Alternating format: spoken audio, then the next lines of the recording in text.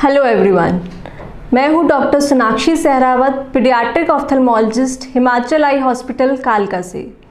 आज मैं आप सभी से बच्चों की आंखों में होने वाली कुछ कॉमन आई प्रॉब्लम्स के बारे में बात करूंगी। कोविड टाइम्स में या कोविड के बाद हमने काफ़ी स्कूल्स की स्क्रीनिंग करी, जिसमें हमने एक बहुत ही कॉमन चीज़ नोटिस करी कि बच्चों की आंखों की विज़न काफ़ी कम थी। बट ना तो बच्चे ना ही उनके पेरेंट्स किसी को इस बारे में कुछ आइडिया था। हाँ, कुछ ऐसे पेरेंट्स थे जिनको डाउट था या आइडिया था कि शायद उनके बच्चों की आंख कमज़ोर हो सकती है, बट उन्होंने कहीं पे भी दिखाया नहीं। क्यों? क्योंकि वो एक चश्मे को एक सोशल स्टिग्मा की तरह ट्रीट करते हैं। तो अब आप सोच रहे होंगे कि भाई ठीक है, नज़र कम होना ये तो बहुत बेसिक सी बात है, बहुत ही माइनर इशू है, इसको इतना बड़ा क्यों बनाया जा रहा है। हाँ, ये एक माइनर इशू है, पर तभी तक माइनर है जब तक हम इसकी ट्रीटमेंट कर रहे हैं। बट अगर आप इसकी ट्रीटमेंट नहीं करते हैं, यानी कि अगर बच्चे की आंख कमज़ोर है और हम उसको कहीं नहीं दिखाया, तो इसकी वजह से आगे जाके कुछ मेजर इश्यूज़ हो सकते हैं। अब मेजर इश्यूज़ क्या क्या हो सकते हैं? जैसे अगर बच्चे की आंख कमज़ोर है तो बच्चा क्या करेगा? अपनी आंखें स्क्वीज़ करेगा देखने के लिए, या फिर क्या करेगा, ठीक है पीछे से नहीं दिख रहा, आगे से देखने बैठ जाएगा ब्लैक बोर्ड को। अगर वो भी नहीं होता है तो बच्चा एक आंख बंद करने लग जाएगा। अब प्रॉब्लम जब ही आती है जब बच्चा एक आंख क्लोज करने लग जाता है, यानी कि अगर बच्चा एक आंख बंद कर रहा है, यानी कि उस आंख में उसकी नज़र काफ़ी कम है as compare to other eye, तो आगे जाके इसकी वजह से उसको स्क्विंट हो सकता है। स्क्विंट यानी कि भैंगापन हो सकता है। अब बार बार उसको ठीक नहीं दिख रहा है तो इमेज क्लियर करने के लिए वो अपनी आंखें रब करेगा। अब जब गंदे हाथ बार बार बच्चा अपनी आईज पे लगाएगा तो उसकी वजह से इन्फेक्शन होने के पूरे चांस है। इन्फेक्शन में स्टाई हो गई, कुछ और इन्फेक्शन हो गया, इन्फ्लेमेशन हो गई, या फिर एक गंभीर बीमारी है जिसको केराटोकोनस बोला जाता है, ठीक है, वो होने के पूरे चांसेस इसके बढ़ जाते हैं, जस्ट बिकॉज कि बच्चे की आँख की विजन कम थी, उसने आँखें रब करी और उस वजह से ये सारी प्रॉब्लम्स हो गई। एक और मोस्ट इम्पॉर्टेंट प्रॉब्लम है जो कि काफ़ी टाइम से चलती आ रही है, पहले भी थी बट आजकल हम देख रहे हैं कि इसका इंसिडेंस काफ़ी इंक्रीज़ हो गया है, जो कि है एम्ब्लायोपिया। एम्ब्लायोपिया, और I will say it as lazy eye. अब लेज़ी आई का मतलब क्या होता है?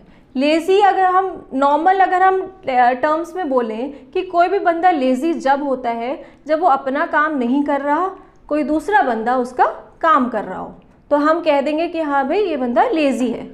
सेम चीज़ होती है हमारी आइज़ के साथ, कि जब एक आँख की विज़न काफ़ी बढ़िया है, दूसरी आँख की विज़न काफ़ी कम है, तो वो आई अपना काम करना बंद कर देती है और जो अच्छी विज़न वाली आँख है वो काम करती रहती है, जिस वजह से हमेशा के लिए जिसमें कम विज़न थी उसमें कम ही रह जाती है।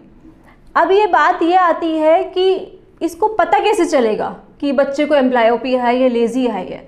तो सबसे पहली चीज़ है स्क्रीनिंग। अगर हम हर साल बच्चे की आई चेकअप कराएंगे तो वो उससे हमें पता चल जाएगा कि हाँ भी बच्चे की विज़न में कुछ प्रॉब्लम है या नहीं है। क्यों? अब हर साल कराने की ज़रूरत क्या है बच्चों की आंख चेकअप? वो इसीलिए ज़रूरत है कि जो हमारी जो न्यूरोविजन डेवलपमेंट होती है आँख की, वो 6 साल तक होती है बच्चे की, ठीक है, तो इसीलिए हर साल स्क्रीनिंग कराना इम्पॉर्टेंट हो जाता है। दूसरा, कुछ वार्निंग साइंस होते हैं जो मैं आपको बताऊंगी कि अगर कभी भी बच्चे में वो साइंस हो रहे हो, जैसे कि क्या होगा कि कभी बच्चा अपनी आंखें स्क्वीज़ कर रहा है या बार बार रब कर रहा है, या फिर वो आपको खुद ही आके कंप्लेंट कर रहा है कि हाँ मुझे कम दिख रहा है, आंखों से पानी आ रहा है, या एक ही आंख को बार बार बंद कर रहा हो, ठीक है। अगर आपको कुछ भी ऐसा लगे तो मतलब आपको इमीडिएटली दिखाने की ज़रूरत है बच्चे को। अब सेकेंड बात ये आती है कि अब ये जो एम्ब्लायोपिया है, कि इतना सब कुछ बता दिया कि ये हो रहा है, इसमें हो कैसे रहा है कि अब जैसे आप समझिए कि एक आंख है उसकी विजन बहुत अच्छी है, तो वो आंख सिग्नल देगी ब्रेन को, जो कि बहुत ही एक शार्प सिग्नल आएंगे, बहुत ही क्लियर इमेज आएगी। दूसरी आंख है उसको ठीक से नहीं देख पा रहा है, यानी कि उससे ब्लर दिखेगा, धुंधला दिखेगा, तो ब्रेन में जो इमेज जाएगी वो भी धुंधली जाएगी। अब जब ब्रेन क्या करता है, जो आंख की जिसकी शार्प इमेज आ रही है सिर्फ उसी को ही देखेगा, जिसकी धुंधली आ रही है उसको भूल जाएगा। तो इसकी वजह से जिस आंख की नज़र कम है उसकी नज़र हमेशा के लिए कम ही रह जाती है, जबकि जिसकी नज़र ज़्यादा है वो वैसी ही रहती है। तो इस वजह से ये बेसिक सा एक फंडा है जो इस बीमारी में होता है। अब बात ये आती है कि इसकी ट्रीटमेंट क्या है, क्या इसकी ट्रीटमेंट पॉसिबल है? तो हाँ जी, ट्रीटमेंट इसकी बिल्कुल पॉसिबल है। लेकिन उसके लिए आपको टाइमली दिखाना ज़रूरी है। हम टाइमली बीमारी को डायग्नोज करेंगे तभी उसी को हम ट्रीट कर पाएंगे। अब उसमें क्या रहता है, सबसे पहली चीज़ होती है चश्मे का नंबर। जितना भी बच्चे को चश्मे का नंबर होता है सबसे पहले वो दिया जाता है। अब आप सोच रहे होंगे ठीक है चश्मा दे दिया, हो गई नज़र ठीक, अब क्या करना है। नहीं, चश्मे का नंबर दे दिया, उसके बाद हमें कुछ एक्सरसाइजेस बतानी पड़ती हैं जिसकी वजह से जो आँख की नज़र जिसमें कम है उसको हम स्टिमुलेट करें कि वो देखना स्टार्ट करे। वो कैसे होता है, एक बहुत ही पुराना तरीका है जो पहले भी कामयाब था, आजकल भी अच्छा चल रहा है, वो है पैचिंग। इसमें हम क्या करते हैं, जो आँख जिसकी नज़र अच्छी होती है उस पर हम पैच लगवा देते हैं और बच्चे को फोर्स करते हैं कि वो दूसरी आँख से देखे, दूसरी आँख से काम करे। अब इसका डिसएडवांटेज क्या है, डिसएडवांटेज ये है कि इसका कंप्लायंस काफ़ी पुअर होता है। जैसे बच्चे लगाते नहीं हैं, आपको पता ही है बच्चे हर चीज़ में ज़िद करते हैं, उनको लगता है ये क्या लगा दिया, हटा देंगे बार बार पैच को, या वैसे ही ज़िद करेंगे नहीं लगाएंगे उसको, तो फिर पेरेंट्स भी छोड़ देते हैं कि नहीं लगा रहा, चलो रहने देते हैं कि बाद में देख लेंगे, जब बच्चा बड़ा होगा तब देख लेंगे। लेकिन नहीं, अगर एक बार आपका बच्चा 11-12 साल का हो गया उसके बाद तो वैसे भी पैचिंग ज़्यादा इफ़ेक्टिव नहीं है, ठीक है, क्योंकि पैचिंग का क्या होता है, ये सालों साल चलती है। कोई ऐसा नहीं है कि आपने आज करा दी, कल छोड़ दी, परसों करा दी, फिर भूल गए महीने के लिए, नहीं, इसका कोई फ़ायदा नहीं है। इसी वजह से ऐसे में इम्प्रूवमेंट आने के चांसेस नेग्लिजिबल हो जाते हैं और एक बार नज़र कम रह गई तो वो कम ही रह जाती है। तो फिर क्या अब इसका और कोई इलाज नहीं है? नहीं, आजकल एक और नई टेक्नोलॉजी आई है जिसको हम बोलते हैं न्यूरोविजन थेरेपी, जो कि काफ़ी सक्सेसफुल देखी गई है इस टाइप की प्रॉब्लम में। अब इसमें होता क्या है, इसमें एक ही कंप्यूटर बेस्ड सॉफ्टवेयर होता है जो कि बच्चे को ना पैचिंग की ज़रूरत है, ना किसी और चीज़ की ज़रूरत है, ना ही ऐसा है कि हाँ रोज़ हॉस्पिटल आना पड़ेगा, हॉस्पिटल में ही करना पड़ेगा। शुरू में हम हॉस्पिटल बेस्ड थेरेपी करते हैं, बट बाद में हम वो घर के लिए दे देते हैं। घर पे आपके पास सिर्फ एक लैपटॉप होना चाहिए, एक इंटरनेट कनेक्शन होना चाहिए, बस। रोज़ बच्चे के अकॉर्डिंग वो टाइम शेड्यूल हो जाएगा, वो थेरेपी शेड्यूल हो जाएगी, बच्चा रोज़ उसको करेगा।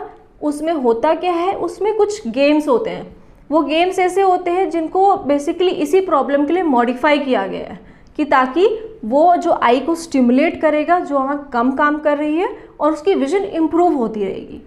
और काफ़ी कंपनीज़ हैं जिन्होंने ये सॉफ्टवेयर लॉन्च किया है, जैसे रिवाइटल हो गई, बाइनॉक्स हो गई, और इस चीज़ में काफ़ी इम्प्रूवमेंट देखी गई है।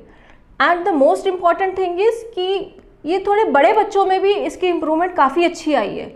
जो 11-12 साल से ऊपर के लोग बच्चे हो गए जिन पे एम्ब्लायोपिया लेट डायग्नोज हुआ, क्योंकि पहले किसी भी रीज़न से नहीं दिखाया या नहीं पैचिंग कर पाए, कुछ भी नहीं हुआ, उनमें भी इसकी इम्प्रूवमेंट हमने काफ़ी अच्छी देखी है। तो इसीलिए आजकल ये सॉफ्टवेयर बहुत ही एक एडवांस थेरेपी की तरह सामने आया है, और यही चीज़ हमने अपने हॉस्पिटल में भी स्टार्ट करी है, जिसकी वजह से हमने भी खुद देखा है कि बच्चों में काफ़ी इम्प्रूवमेंट आई है। So in the end I would just like to say कि बच्चों की आइज़ बहुत इम्पॉर्टेंट है, उसको हम ऐसे हल्के में नहीं ले सकते। तो इतना कोई बड़ा सोशल स्टिग्मा नहीं है अगर चश्मा लग जाता है। चश्मा हटाने के बहुत तरीके होते हैं, जब बच्चे बड़े हो जाते हैं काफ़ी तरीक़ों से हम वो हटाया जा सकता है। लेकिन the most important thing is कि बच्चे की टाइमली आप आंखें दिखाएं, या तो स्कूल स्क्रीनिंग जो होती है उसमें कराएं, नहीं तो साल में एक बार अपने ऑफ्थल्मोलॉजिस्ट को ज़रूर विज़िट करें और बच्चे की आइज़ का चेकअप कराएं, ताकि अगर कुछ भी प्रॉब्लम डायग्नोज होती है तो टाइमली उसका ट्रीटमेंट हो और आने वाली जो बड़ी कॉम्प्लिकेशंस हैं उससे बच्चों को बचाया जाए। So thank you very much for your patient listening. Thank you.